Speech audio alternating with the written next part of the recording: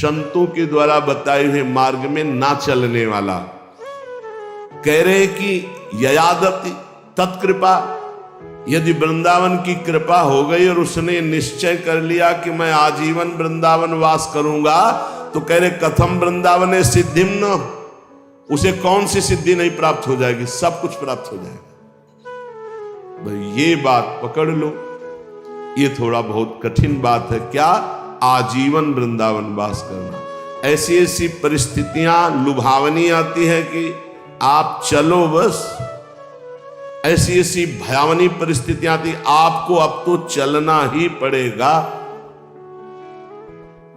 वृंदावन का नियम ऐसा कट्टर ले लो कि प्राण निकल जाए सो स्वीकार, लेकिन हम शरीर जीवित वृंदावन से ब्रज के बाहर नहीं जाएंगे। तो चाहे वो कामी पुरुष हो, चाहे यशोर्थी पुरुष हो, सतमार्ग का त्यागी पुरुष हो, तो भी उसे भगवत प्राप्ति हो जाएगी। धाम वास मात्र से वृंदावन प्रभाव सुने अपनो ही गुण देत, जैसे बालक मलिन को मात गोद भर ले। भगवत प्राप्ति बहुत दुर्लभ दिखाई देती, क्योंकि इंद्रियों को समेट पाना, मन को समेट पाना, रात दिन निरंतर भजन में लगे रहना, जब तक जीवित है कोई गलती ना होने पावे, तब भगवत प्राप्ति। धाम की कितनी महिमा है कि वो कामी पुरुष है, परवश है इंद्रियों के। यही बात ध्रुवदास जी ने भी लिखा है, यद्यपि भक्त अनन्य जो, यही बातें हृदय को बलवान बना देती है। यद्यपि भक्त अनन्य जो, विषय इंद्रियन बस होए, कर्मठ कोटि जितेंद्रियन तेषम लहय न कोय। जो श्यामा श्याम का अनन्य हो गया है, यद्यपि वो अभी विषयी है, जितेंद्री नहीं हुआ, तो भी करोड़ों जितेंद्रियों, करोड़ों कर्मकांडी उसकी समानता नहीं कर सकते, क्योंकि वो श्यामा श्याम का अनुरागी है, श्यामा श्याम का अनन्य है। शरणागति में सुग्रीव जी के प्रति जो भगवान का शरण्य का भाव दिखाया, वो बहुत पुष्ट करता है। सुग्रीव जी से हनुमान जी महाराज, वो देखो जो राजकुमार, सुग्रीव जी तो कांप गए। उनको लगा कि बाली के द्वारा भेजे हुए, क्योंकि बाली यहां सापवश आ नहीं सकता, इसलिए वो सुरक्षित थे वहां। हनुमान जी से डर करके कहा कि अब तो प्राणों को कहां हम सुरक्षित रख पाएंगे, क्योंकि जहां भागेंगे वहां बाली पहुंच जाएगा। हम इसी पर्वत पर केवल सुरक्षित थे, ऋषि के साथ से वो यहां आता। ये दो दिव्य राजकुमार हमें लगता है उसी के भेजे हुए, तुम जाओ देखो कौन है। हनुमान जी विप्र रूप में गए, सामने अरविंदाक्ष भगवान पर दृष्टि पड़ते ही साष्टांग दंडवत। आप कौन हैं? स्वामी, नंगे पैर ऐसे कटीले कंकरीले जंगल में भ्रमण कर रहे हैं, आपके इस भ्रमण का हेतु क्या है? कहा मैं दशरथ नंदन राम और ये लखन, पिता की आज्ञा से हमें 14 वर्ष का वनवास मिला हुआ है। पर आप कौन हैं? विप्र देवता, आप ऐसे मृदु वचनों से और आपको देखने से लग रहा है कि आपका हृदय बड़ा महान है, क्योंकि आंखों में अश्रु आपके भरे हुए हैं। आप कौन हैं? तो बोले स्वामी, मैं तो मंद बुद्धि भूल सकता हूं, लेकिन आप ऐसे पूछेंगे, मैं तो आपका सेवक हूं।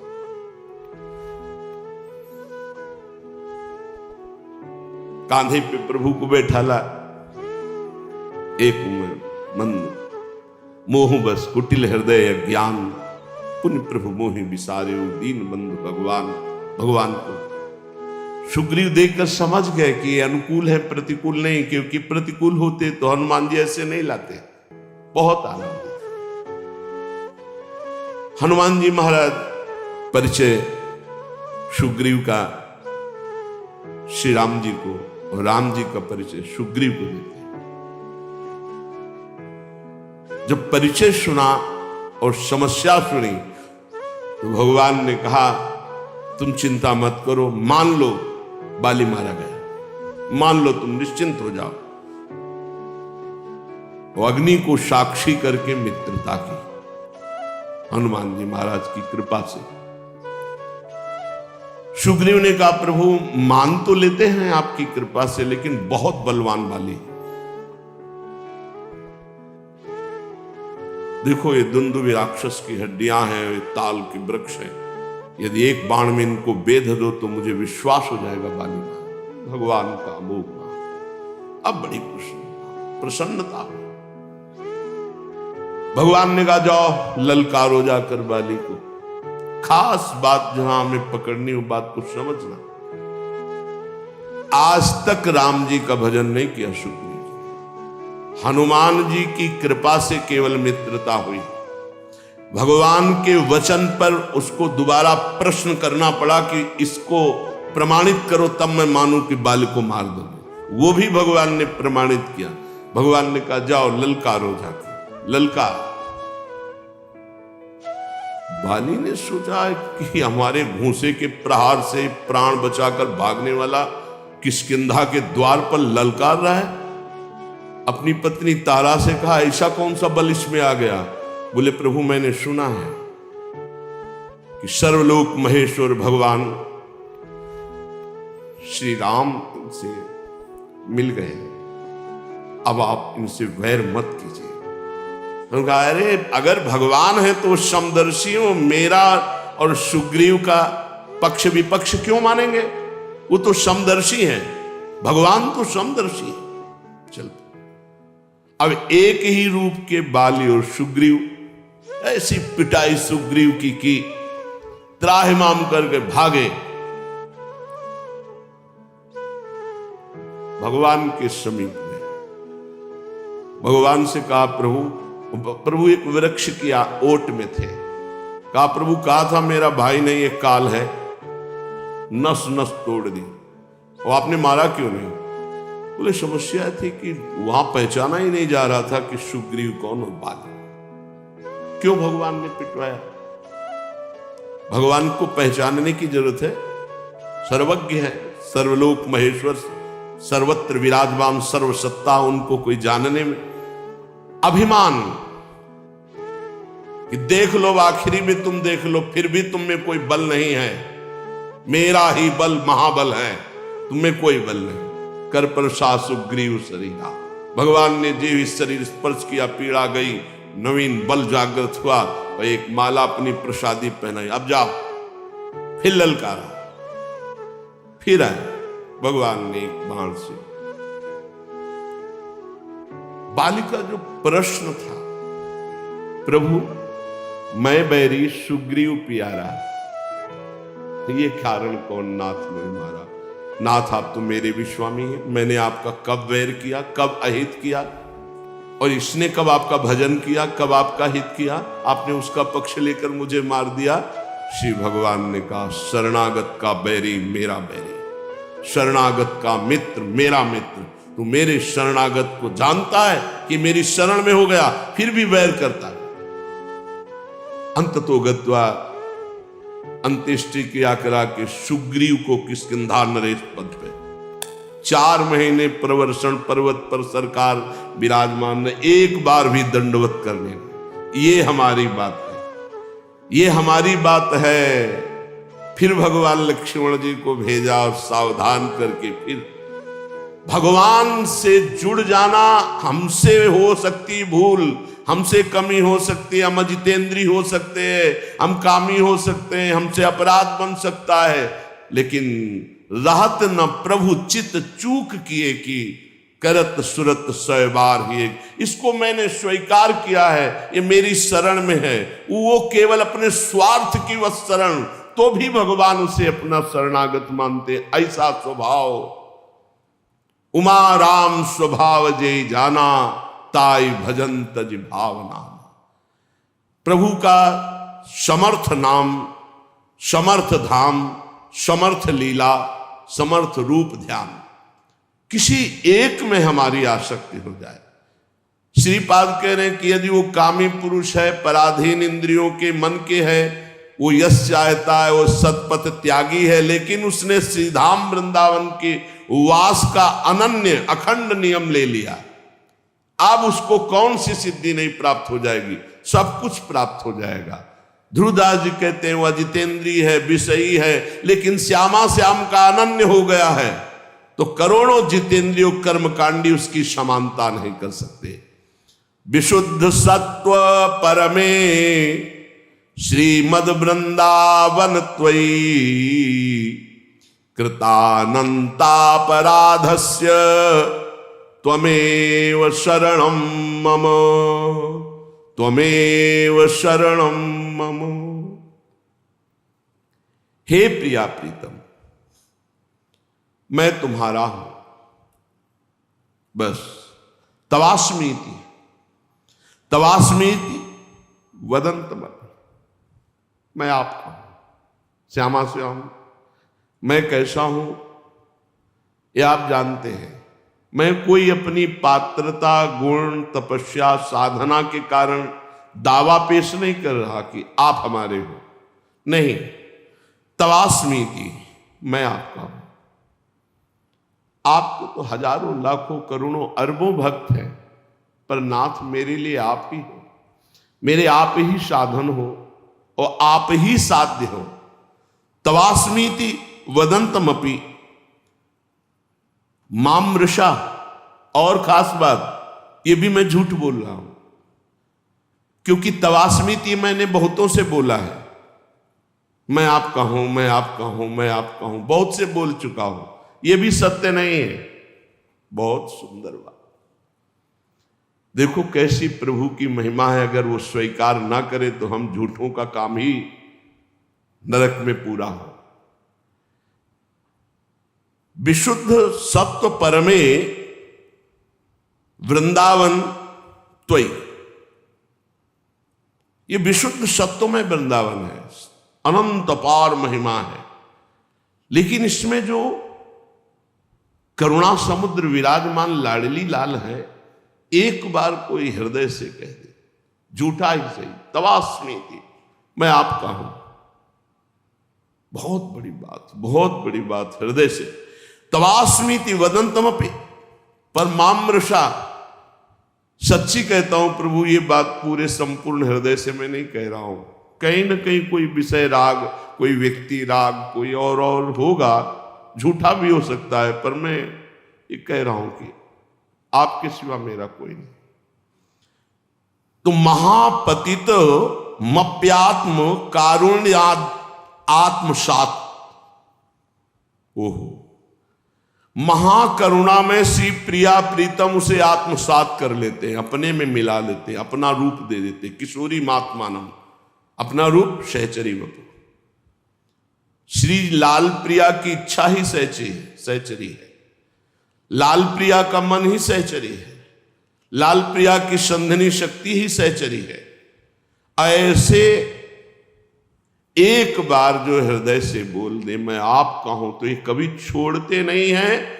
और महापतित तो हो, नीच हो, तो कह रहे हैं करुणया दात्मसात, करुणा करके उसे अपना स्वरूप प्रदान कर देते हैं। ऐसा हमारे प्यारे जू का स्वभाव, ऐसा महामहिम करुणा में वृंदावन। अब हमको चूकना नहीं चाहिए, बहुत बढ़िया अवसर मिल गया है। शरीर के ढांचे का कुछ पता नहीं है कि ये कब कैसे गिर कर नष्ट हो जाए, कब कौन सा रूप ले ले मृत्यु और हमारे शरीर को नष्ट कर दे। हम बड़ी कामना से बड़े सुंदर सुंदर मनोरथ करते हैं, मकान बनाते हैं, रुपया पैसा जमा करते, खूब खाएंगे, मौज से रहेंगे, और पता नहीं उसमें प्रवेश हो कि ना हो, पता नहीं उसमें कितने दिन रह पाए, क्योंकि इस ढांचे का कोई भरोसा नहीं है, ये कभी भी गिर सकता है। प्रतिक्षण मृत्यु कहीं और दूर नहीं, आपके सिर पर सवार है। ये दिमाग में बैठा लिए, मृत्यु को कहीं दूर से सवारी से नहीं आना, वो आपके सिर पर सवार है। सर्वतो भावेन तैयार रहो मृत्यु के लिए,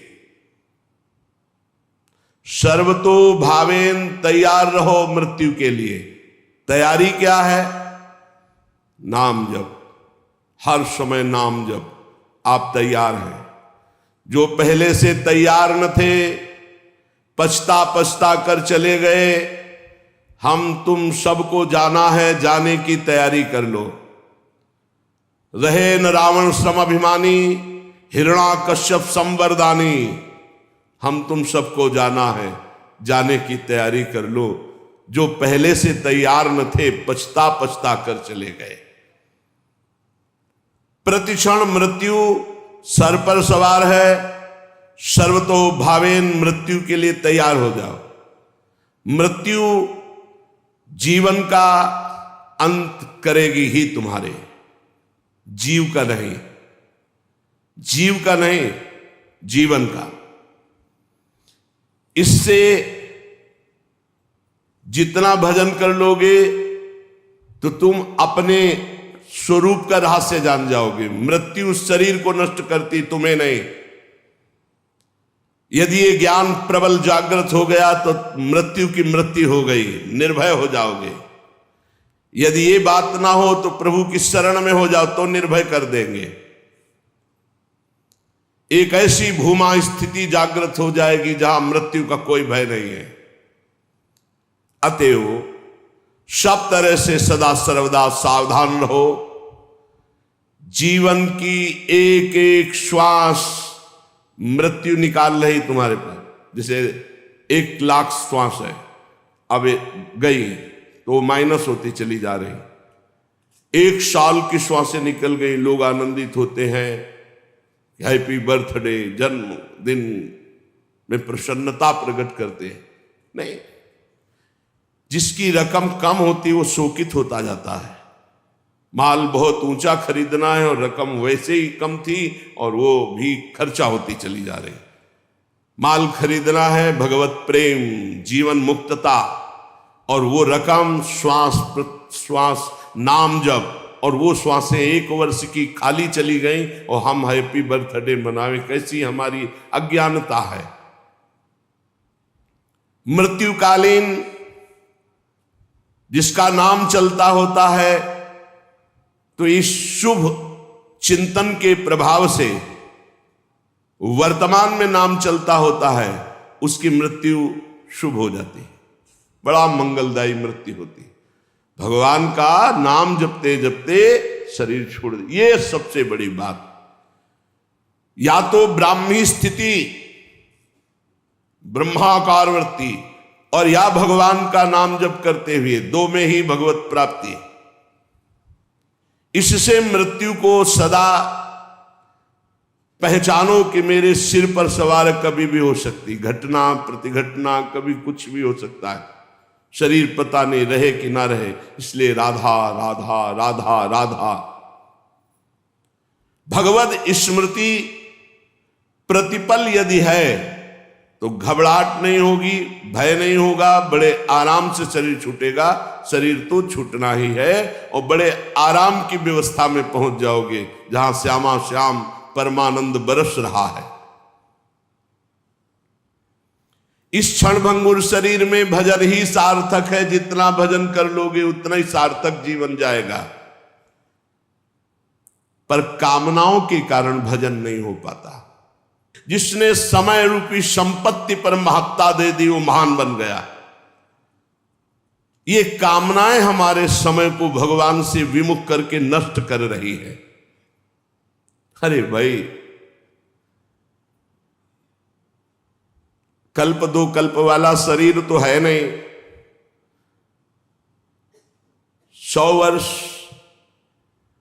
और आजकल का जो खान पान और रहनी है, आजकल के जो आचरण है, वो अकाले मृत्यु में पहुंचा देते हैं।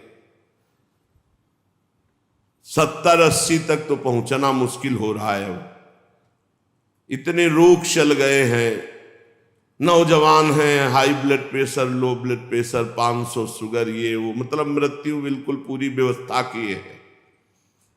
ये कामनाएं हमको भगवान से विमुख किए हुए हैं।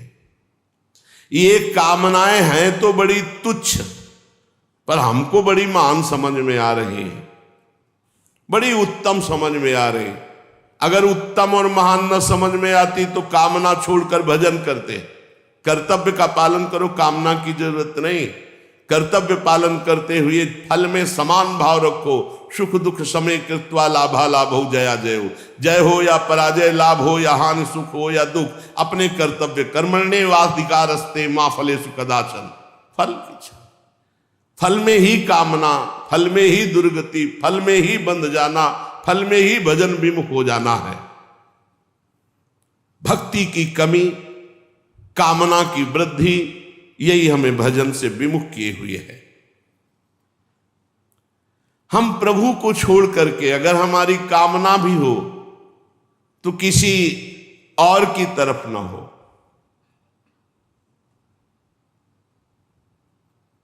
जग जाची को न जाची जो जिए जाची जान की जान ही रे। आहा, जग जाची को न जाची जो जिए जाची जान की जान ही रे। जेहि जाचत जाचकता जरि जाई, जो जारति जोर जहान ही रे। गोस्वामी तुलसीदास जी ने कह रहे हैं ये पद केवल सुनने गाने का नहीं, इसे जीवन में उतारने का। अगर तुम्हें कुछ चाहिए तो जग जाची को न, किसी से मत मांगो, इस संसार में किसी से। ये बात पकड़ लो, बात पकड़ लो। जग जाची को ना, मेरी बात मान लो, कोई तुम्हारी बात पूरी नहीं कर सकता किसी से संसार में, कभी किसी से मत मांगना। जाची जो, अगर मांगना ही है तो हृदय से जाची जान की जान ही रे। भगवान श्री हरि से मांगो, क्या होगा? जेहि जाचत जाचकता जरि जाय, मांगना मिट जाएगा। जेहि जाचत जाचकता जरि जाई, जो जारत जोर जहां नहीं रे। मांगो तो केवल प्रभु से मांगो, जिससे मंगतापन मिट जाएगा। वो ऐसे दाता है, दे देंगे ना, जन्म जन्म की मांग पूरी हो जाएगी। जिसके जानने के बाद कुछ जानना बाकी नहीं रहता, जिसके पाने के बाद कुछ पाना बाकी नहीं रहता। इसलिए किसी से मत मांगो, किसी से मत कामना करो, केवल प्रभु से करो, इंतजार करो। उनकी बाट जो हो किसी और की तरफ मत देख लेना। जो सकाम भाव रखते हैं, मांगते हैं, तो केवल प्रभु से मांगो, अन्य से नहीं। ये तुम नियम ले लो कि हमारा आराध्य देव ही हमारी पूर्ति करेगा, हम दूसरे से कभी नहीं। श्यामा श्याम ही बहुत महान है, कैसे तुम्हें क्या क्या बतावें तुम्हें। उनकी कृपा, केवल उनकी कृपा, केवल उनकी कृपा का आश्रय। कभी अन्य का आश्रय ले लेंगे तो आपकी भक्ति बाधित हो जाएगी, आपका जीवन समस्या में पड़ जाएगा और आपको परेशानी ही परेशानी हो जाएगी। केवल प्रभु का आश्रय। सकामता है, माना भी आप निष्काम नहीं हुए तो प्रभु पर निर्भर हो जाओ, वही पूर्ण करेंगे। वो कामना भी पूर्ण कर देंगे और आपका कल्याण भी कर देंगे। ऐसा स्वभाव है हमारे स्वामी का। पत्नी के लिए आराधना भगवान श्री हरि की कर रहे हैं तो पत्नी भी मिली, तो आदि सम्राट महाराज मनु की पुत्री महान देवी देहूति जी, और भगवान अपनी तरफ से बोले कि मैं पुत्र बन करके आऊंगा, और कपिल भगवान के रूप में आके सांख्य शास्त्र का उपदेश करके करदम जी को परम पद में आरूढ़ किया। अगर भगवान से मांगा जाए तो विषय भी दे देते और साथ में अपने आप को भी दे देते कि अब तुम हमसे मांगे हो तो अब ऐसी तुम्हारे अंदर ज्ञान वृत्ति जागृत करेंगे कि अब तुम्हारा मांगना मिट जाए। जाचकता जरि जाए। जो आज तक कोई सफल हुआ है, मानो वो केवल भागवतिक शक्ति से, दिव्य शक्ति से सफल हुआ है।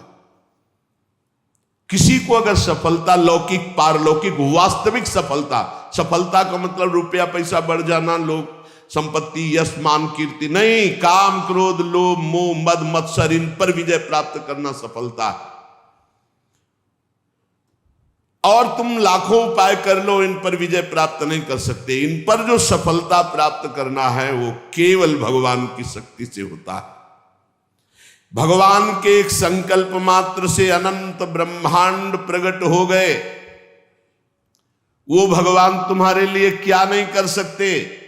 तुम अन्य आश्रय, अन्य कामना ना करो, केवल भगवान का आश्रय लेकर भगवान से भगवान की कामना करो, निहाल हो जाओगे।